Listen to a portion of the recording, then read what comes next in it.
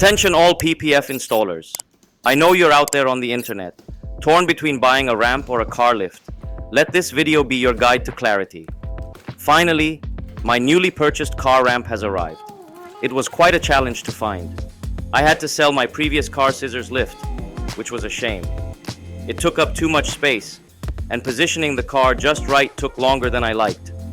So, I decided to let the scissors lift go after minimal use. But I have high hopes for this new ramp. It's about 4 times cheaper and seems more convenient, which is perfect for me.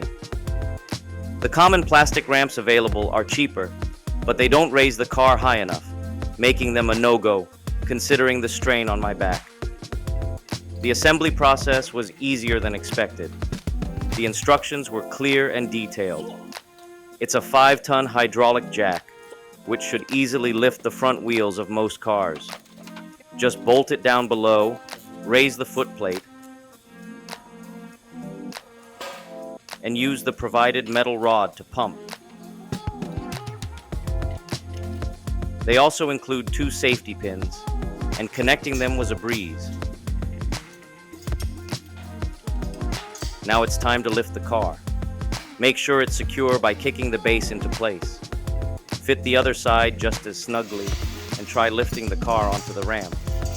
The floor is wet and too slippery. There was supposed to be an anti-slip mat, but I can't find it. I'll post a picture in the video. If you lay this underneath, it won't slip, and it's available on Amazon.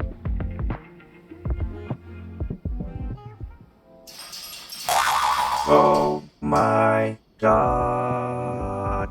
However, I used the rubber mat from my old car scissors lift, and it worked just fine. The angle of the lift is quite steep, so I was worried low-profile cars might catch, but it was fine for regular cars.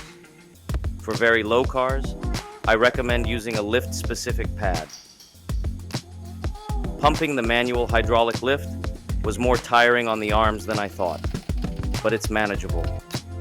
After some vigorous pumping, let's check the height of the car. It's the perfect height for PPF installation and even for changing engine oil. I've struggled a lot with choosing the right lift, trying this and that, but this seems to be the best. The only downside is the slipperiness, since there's no rubber pad attached. I personally recommend purchasing an anti-slip pad separately.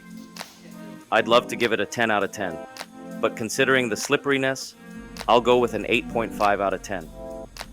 Honestly, if you're a PPF installer, you might be wondering whether to buy a ramp or a car lift. I hope this video has helped settle your dilemma.